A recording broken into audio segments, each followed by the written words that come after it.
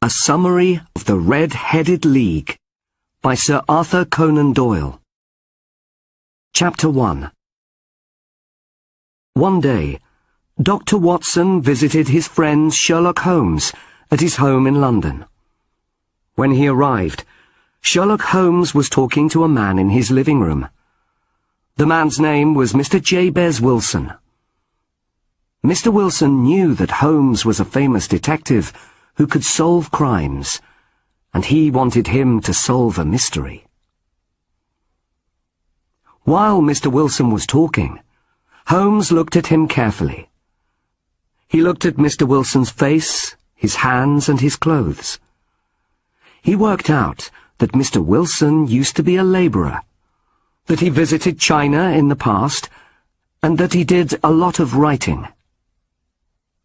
When Sherlock Holmes told Mr. Wilson this information, he was very surprised, because everything Sherlock Holmes said was true. Mr. Wilson decided that Holmes must be a wonderful detective. Mr. Wilson started telling Holmes his story. He had a small shop in London where he worked with his assistant, Vincent Spaulding. Not many people visited Mr. Wilson's shop, and he wasn't a rich man. One day, Mr. Spaulding showed him an advert in the newspaper for a job with the Red-Headed League. The Red-Headed League found jobs for men with red hair.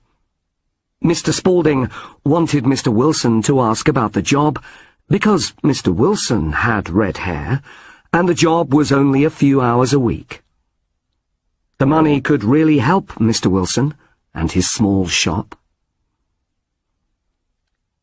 That afternoon, Mr. Spaulding took Mr. Wilson to the Red-Headed League.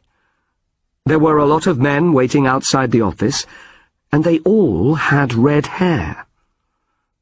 But Mr. Spaulding pushed past all the men until they were outside the door. They went inside and met the manager, Mr. Duncan Ross, who told them about the job. The person who got the job would have to come to the office every day between 10 and 2 o'clock. He wouldn't be able to leave the office during this time.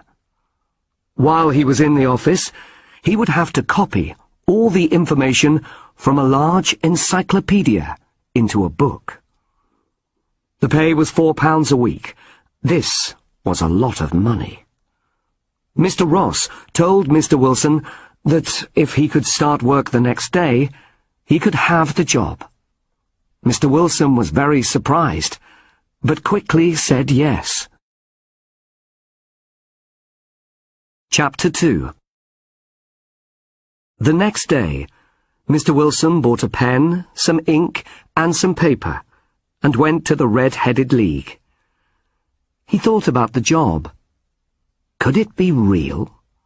It seemed foolish to copy an encyclopedia.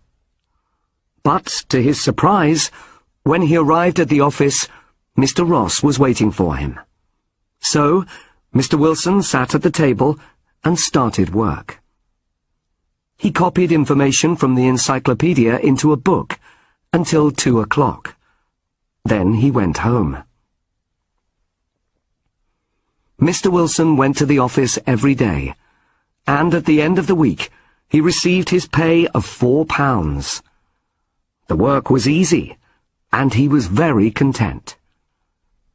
This continued for 8 weeks. One day he went to the office, but it was locked. There was a letter on the door that said, "The Red-Headed League has closed."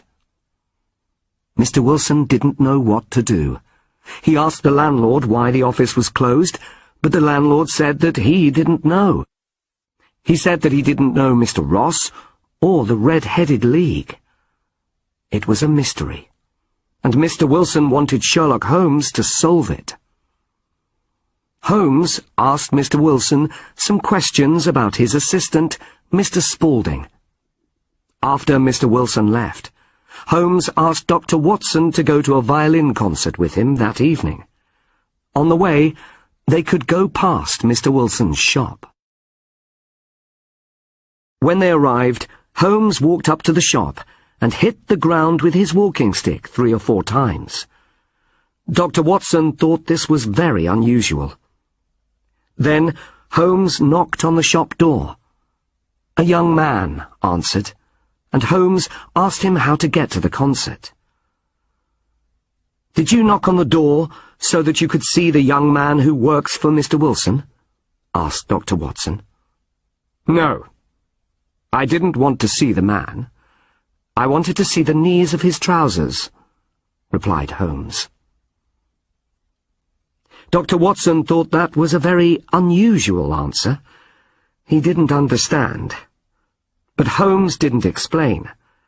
He was looking carefully at the different houses and shops behind Mr. Wilson's shop. There was a newspaper shop, a bank, and a restaurant. Then it was time to go to the concert, so the 2 men left.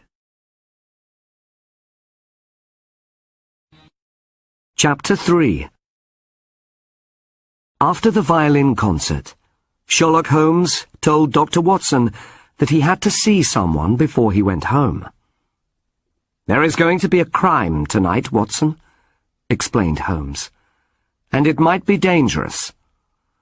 Meet me at 221B Baker Street at 10 o'clock.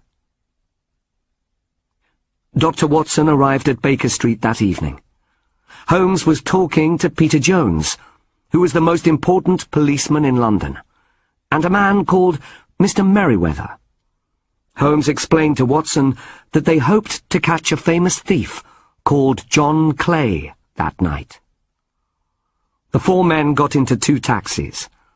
While they were travelling, Holmes told Dr. Watson that Mr. Merryweather was the manager of the bank behind Mr. Wilson's shop.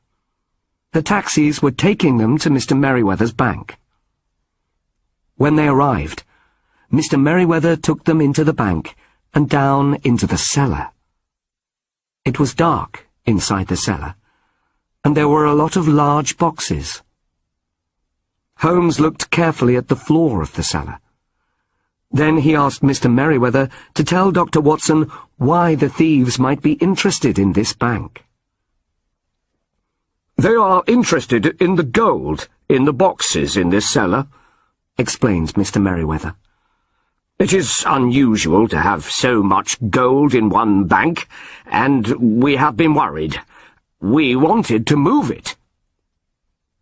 Holmes explained that the thieves were going to come into the cellar under the ground from Mr. Wilson's shop.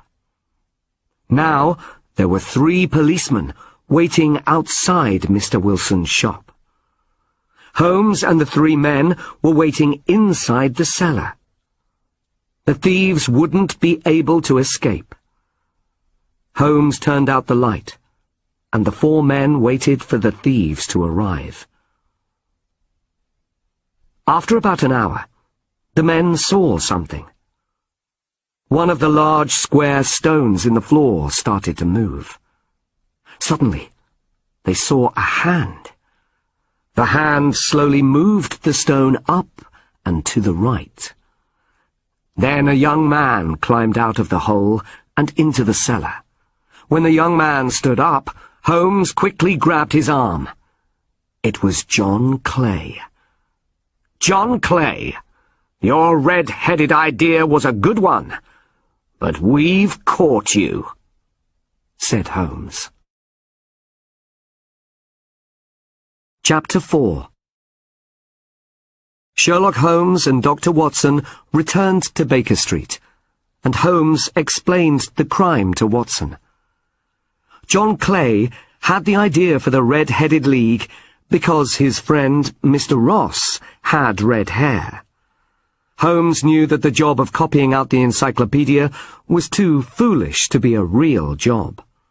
Clay and Mr. Ross invented the job because they wanted Mr. Wilson out of his shop. Why?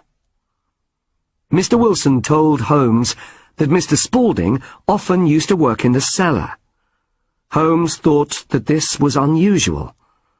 Holmes asked some questions about Mr. Spaulding and found out that he was John Clay, the thief. When Holmes knocked on the door of the shop, he saw that the knees of Mr. Spaulding's trousers were dirty and had holes in them. Holmes deduced that he was digging a tunnel with Mr. Ross when Mr. Wilson was not in the shop.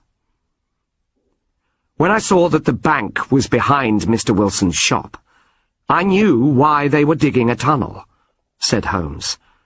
They wanted to take the gold from the bank.